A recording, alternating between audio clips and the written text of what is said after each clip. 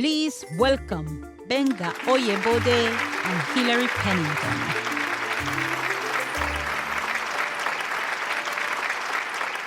Hello. Hi, Hilary. If there is a place where injustice and justice come together in very complex ways, it is the continent where you and I were both born, the continent of Africa. Yes. A place that attracts significant philanthropic attention with more than 1.2 billion people from 3,000 different ethnic groups speaking more than 2,000 different languages, located in 54 distinct countries.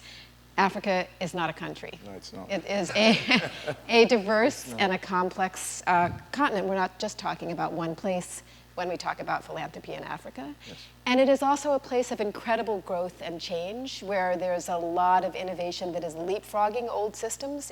And arguably the same may be true for philanthropy as well. So I wanted to start out with you, with your own journey, how you came into philanthropy and how you think about it, because you are one of the most distinguished leaders in this emerging sector in the continent. Thank you, Hilary. One other piece of statistics that I will add to that, which actually complicates it further, is that in 25 years, there will be 2.5 billion people on the continent. 2.5 billion. And so imagine that a country like Nigeria that has 200 million people today will be 400 million people. The city of Lagos, where I live, is 20 million people today.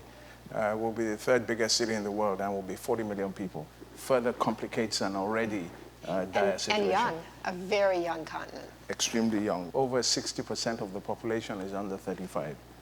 So that's what we're dealing with. How did I come to this? I think when you live on a continent like Africa, where there's significant gaps that you see in almost everything that you look at, whether it's in education, it's in healthcare, just in infrastructure, you really have to stop and think. And especially where you've been blessed by fortune. You've been fortunate in your ability to drive change. And so for me, it was always about what else do we need to do? How do we give back? How do we change things? How do we make sure that the continent doesn't remain a basket case? How do we push the envelope such that for those of us that see an opportunity to give back, that we continue to talk about it, advocate for it, be ambassadors for it, but more importantly, get our hands dirty. What do you see among your fellow philanthropists as they come into philanthropy? How are they getting started? We're at that stage where the families are starting to think of strategic type giving. We're starting to put foundations in place. One of the things that I think interests me the most is how the corporates on the continent already are setting up foundations. So as you go across the continent, most of the major financial institutions, the major telcos already have foundations in place in all the different countries where they operate. The perspective being that they would like to change things in those jurisdictions. I'm seeing a lot of philanthropists that are oligarchs, who essentially understand that they cannot survive if they do not change things. And that they cannot rely on governments. First, because of declining revenues. Most of the governments are commodities driven, commodity prices collapse. But the significantly wealthy in these environments need to understand that they need to give back and such that we can force change. Right. We were talking a little bit in the back about impact investing and the real interest and enthusiasm about it on the continent. Can you talk a little bit about how you see that evolving?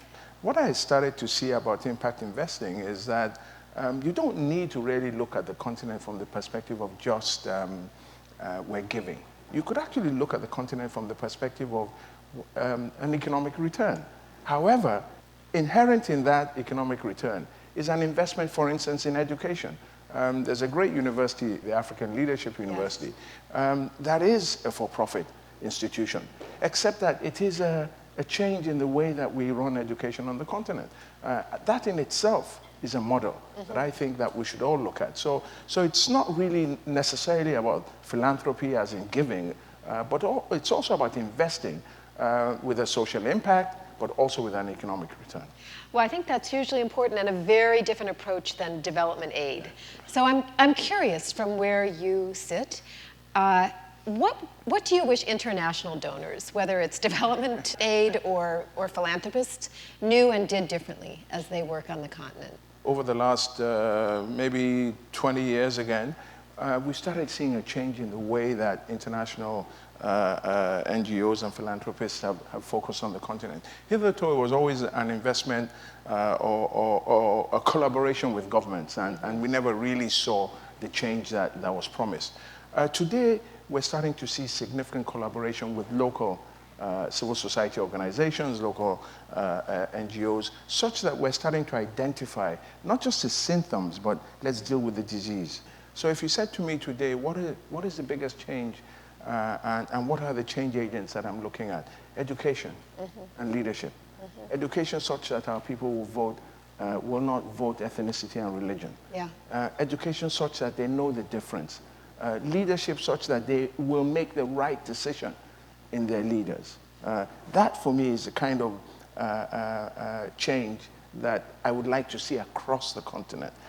I'm curious, what do you think about the relative need for or benefits of institutional philanthropies like a Ford Foundation or a Rockefeller Foundation? My impression is that most people who are coming into philanthropy on the continent are not really setting up independent foundations. Like Henry Ford had the vision to say, I want to create an independent institution, even independent of my family, that's going to live in perpetuity to keep solving problems. Do you think that's a good idea in the context of Africa? I think it is. As you know, I sit on the board of the Africa Philanthropy Forum, and the APF was supported by Ford Foundation.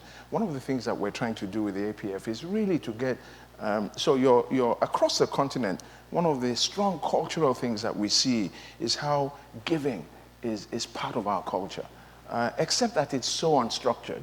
It's not strategic. And so what are we doing at the APF? Through our regional conferences and seminars across the continent, we're trying to say to people, let's sit back and do this in a very strategic way. Let's determine what's the sector that we want to give to. If you don't have a foundation, let's we have a toolkit that we've circulated. Let's focus attention on how do we do this in a way that you can collaborate across the continent, where you can give strategically, where you can give to particular needs in society. And so that in itself is a change that I'm seeing in Nigeria, in South Africa, in Kenya, and in Northern Africa. And I think increasingly that will be the model that you see. Obviously, it's critical that, one of the things that I think is important is that collaboration. So I want to thank you. I do think from where we sit as well that there is an opportunity that going back to the importance of partnership and not going it alone and only it being about your brand, for us to be learning from what's happening on the continent and from you. So thank you so much. Thank you very much.